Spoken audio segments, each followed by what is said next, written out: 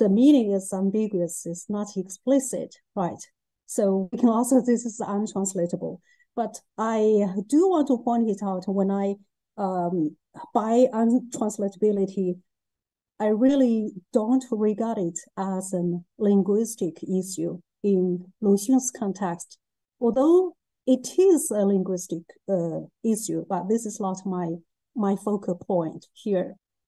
Yes, it has nothing to do with linguistics. It's just a strategy, as you say. Yeah, it's not really that whether we can translate into another language, whether we should make it explicit or implicit in the target language. It's a lot about that. Although this is also a very important aspect, but this is what Lu Xun concerns in his context. Yes, I agree with you. It's a strategy, right? What about your first question? Can you repeat it? Sorry. Oh, okay. Oh, yeah, I recalled. So you are asking about how Lu Xun addressed those cultural issues in his translation, right?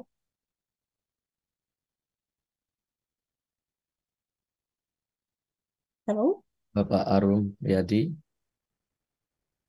Yeah, because it seems contradictory when he concerned much in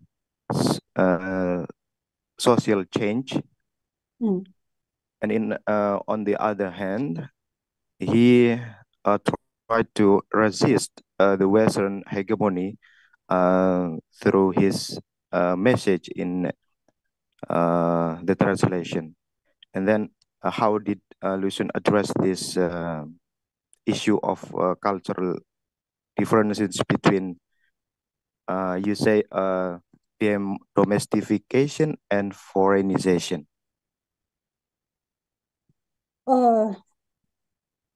When we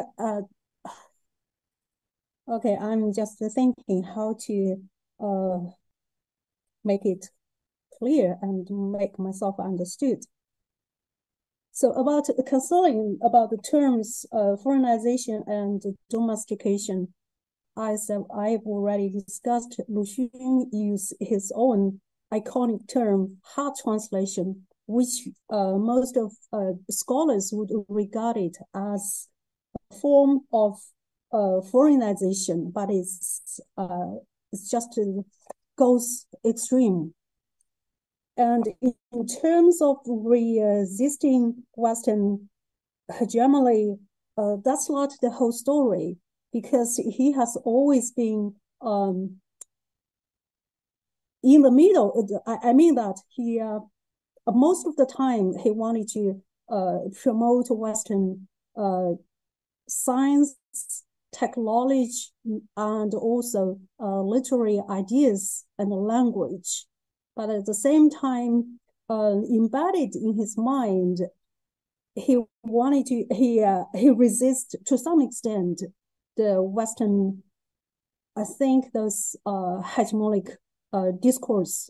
For example, just as I said just now, he does not regard the Western science and technology as something that we really need to learn from them. So this is kind of paradoxical. He was doing the thing, but at the same time, he was against the thing.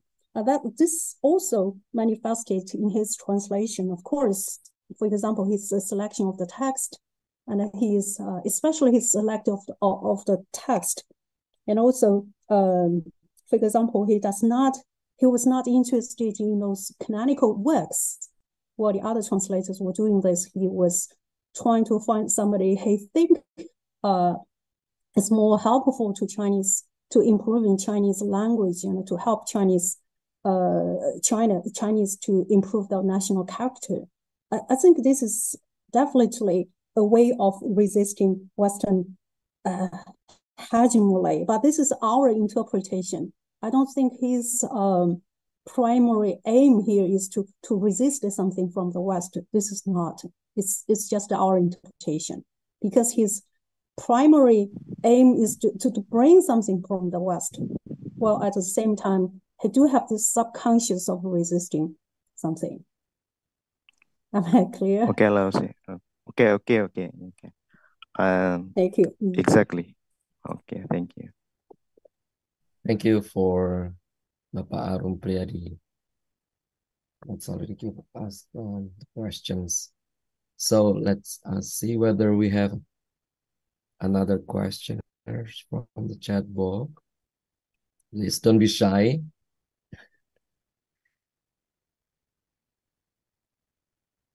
I guess we have many students here. Yeah, we have like 100, more than 100 listeners here. Well, So, that's really a big department.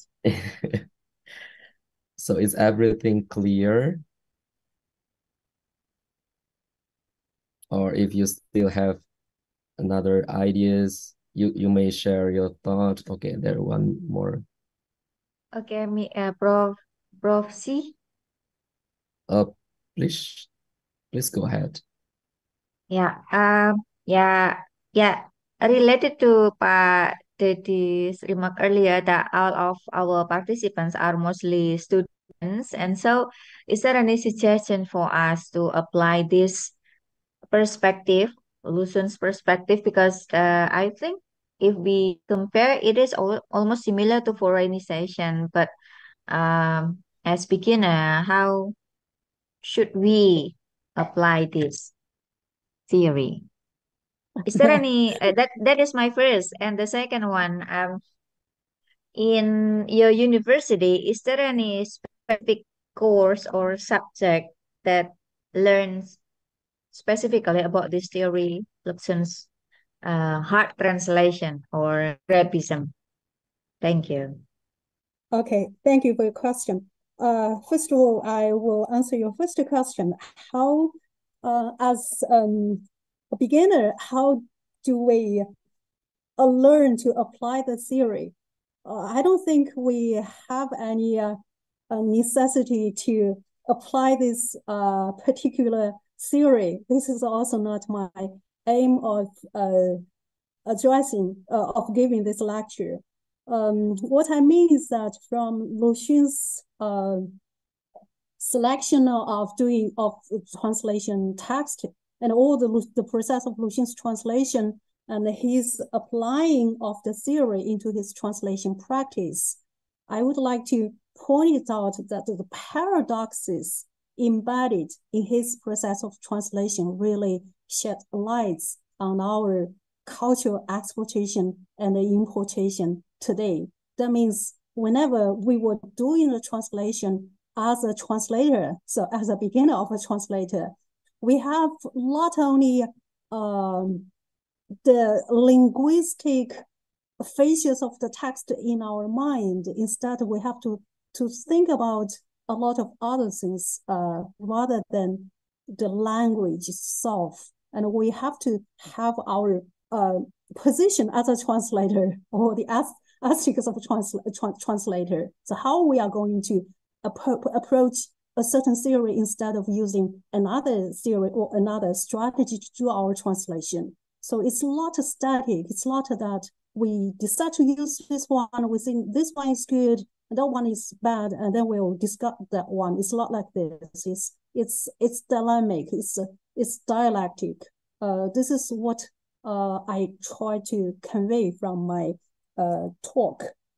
And for the second question, the hard translation. Hard translation is neologism. It was coined by Lucian himself to specifically define his own translation. So some people would regard it as just as his peer, that translation, which is actually problematic. Even today, when we talk about Lucian's hard translation, we mean what's embedded in the idea of hard translation or the strategy of hard translation. But for the strategy of the hard translation itself, from my point of view, I wouldn't think it's a good choice because it's too rigid. Yes, you just translate everything word for word so that it's unreadable. The readers cannot understand it.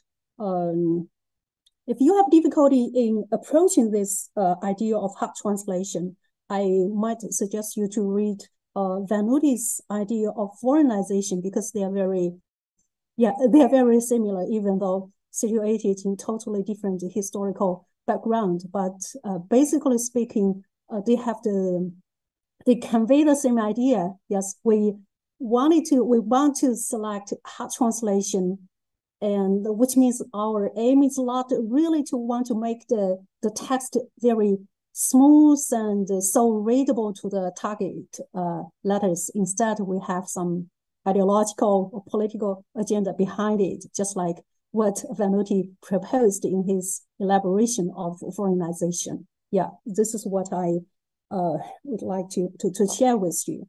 Yeah, thank you. Okay. Any response, Ibu Astri Fajria, or Yeah, everything is clear? yeah, thank you. So the first one, I guess it depends on the translator. In case he or she wants to, what is it? To make the text closer to the target readers or the readers of the source text. Yeah, and if I can conclude that. Yes, you are correct. Yeah, Like that the means we were doing. the ideology of the translator. Yeah. Yeah, So because this yeah, go ahead. I read one of the slide earlier that it is not that he translate that he does not but I guess that it is not the word cannot be translated, but he does not want it to be translated that way. Right? Yeah. In the slide earlier, I read the statement that when applying this perspective, the hard translation or the Grabism, it is not like Lucian wants to cannot translate such word, but he just don't want to translate it. And the second one, I think you haven't answered the question about is there any specific course in your university learning Oh, about the Luxem's perspective?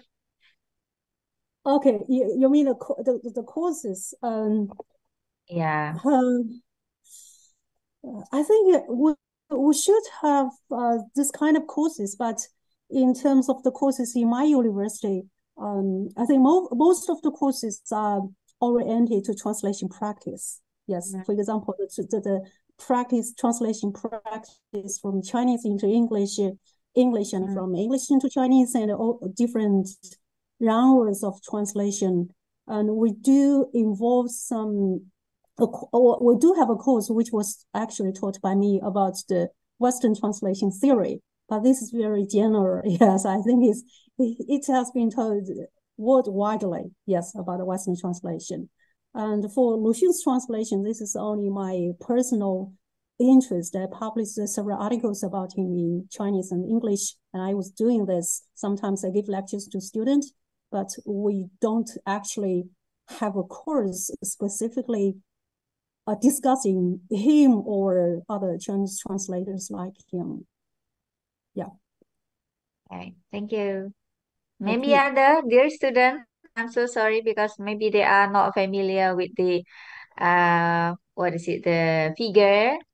So Yeah, I totally understand. I'm familiar with the students here, and I can say in China the students yes, very similar. Yeah. Do you also consider Ibu Astri to include this perspective into your class?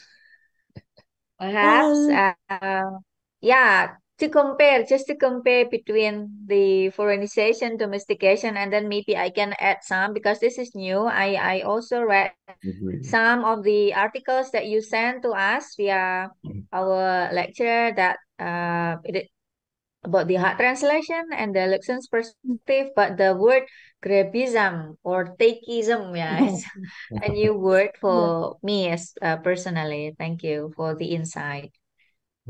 Actually, I was just wondering, do you have this kind of translators in the Indonesian history who did very similar, say like similar thing like Lu Xun in the translation history? It may not be a hard translation. I mean, something else, but it's very specific. It's not written in the history of what translation. I mean, I think probably there is, but this is too specific. If one does not do study on the specific person or title, probably we don't have no knowledge about it. Yes, I understand that. Yeah, no, I don't think we have it, but maybe some of our friends here can correct me. But I was wondering about whether there is a course, because usually when it is learned specifically like what we have in literature, some universities do have Shakespeare class or maybe other literary figures, but not about the translation, because it's mostly about the strategies, procedures, and the likes. Of Okay. translation, the great works, right? Yeah. Yeah. Okay, I Maybe, see. unfortunately, I'm not the expert in translations theory, so maybe in this forum, if you are a commonly know about someone's in our country that's been categorized as an expert in translations theory, please share your thought. Okay. So do we still have more? Do we have more questions here, or okay, let's ask Jack. So if you don't have more questions, then I will conclude our today's talk about Lusun's perspective from the point of view of theory and practice. So I can highlight there are 3 points addressing in the Lusun's perspective. The first is about a cultural authenticity in relation to global accessibility. And then the second point is about the individualism versus the social responsibility. And the last point is the cultural reflections versus and transformations. So hopefully that today's talk presented by Professor Xie give us light or more knowledge about translations theory. So we see that Lusun is a pioneer of modern Chinese literatures, was not only an accomplished writer, but also a keen observer of the challenges and complexity of translations. And today's presentation presented by Professor Xie has not only contributed to the academic understanding of translations, but has also facilitated cross-cultural dialogue and appreciation for the rich tapestry of world literature. So thank you very much, Professor Xie, for these wonderful international lectures. Hopefully we can meet again in the next time. Thank you all. Thank you for your moderating. You did a good job. Thank you. Okay. So wish to see you in future. Thank you. So I'm giving back the floor to the Master of Ceremony. Thank you. Okay. All right, thank you so much, Ma'am Haiyan and Mr. Subandowo. That was an interesting topic, clear explanation, and new insight for us. So, ladies and gentlemen, the next agenda is the documentation section, and I would like to invite all of you to turn on your camera. And I will count 1, 2, 3 for each slide.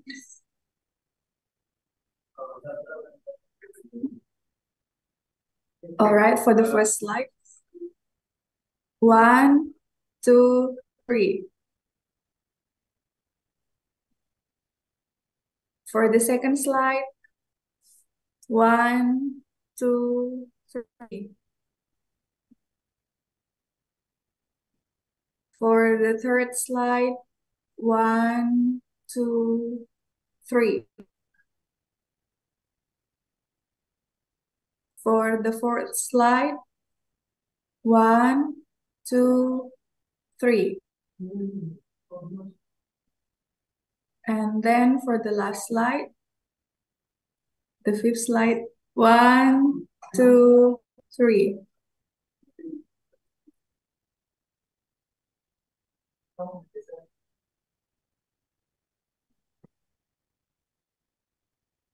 All right, thank you everyone. The next agenda is, sorry. So ladies and gentlemen, we have come to our last agenda today. I am Sania, representing all of the committees, would like to say thank you so much for your participation, and I do apologize for the inconvenience. I hope this webinar will be useful for all of you, and let's close our event today by reciting Hamdalah together. Alhamdulillah. Alhamdulillah. Goodbye. See you in the next international guest lecture. Wassalamualaikum warahmatullahi wabarakatuh. See you. Thank you. Thank you very much. See you. Thank you, Professor Thank C. you, Professor Thank you, C. Professor Sid. Thank you, Mr. Dedi. Thank Thank you, you. everyone. Thank you, everyone. Bye. Thank you. Bye. Bye. Thank you. Have a nice Thank day. you, Professor Thank you. Professor Thank Dedi. you. Okay. Amin. I will leave. Thank Okay. you, Thank you very Professor much. Astri. Thank you, Professor C. Thank you, I mean, Professor hungry. Arlia. Hungry. Orang hungry dengan hungry. Hungry. Okay. Thank you. Bye. Bye. Okay, see you everyone. Goodbye. See you.